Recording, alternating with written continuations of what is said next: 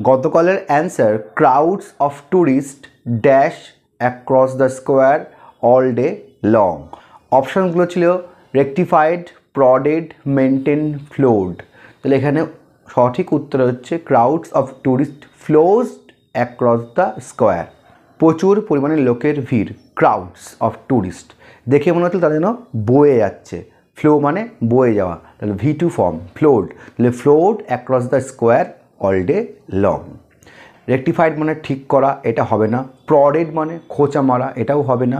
Crowds of tourist maintained across the square, এটা কোনো মানে দাঁড়াচ্ছে না। অর্থাৎ ক্রাউডস অফ ট্যুরিস্ট বয়ে যাচ্ছে, দেখে মনে হচ্ছে নদীর মতো বয়ে যাচ্ছে, লোকের পিল পিল করা ভিড় চলে যাচ্ছে।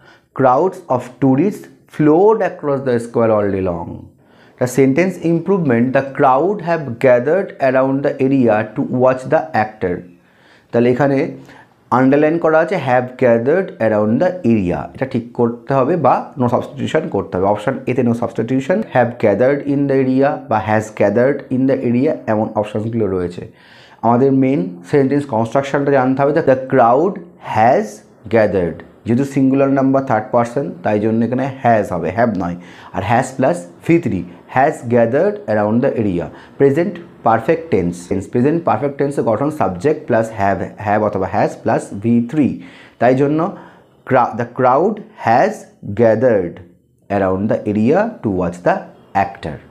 এই এলোকেশনটা তোমরা বলো, Romain went with his wife to the village to sold there land.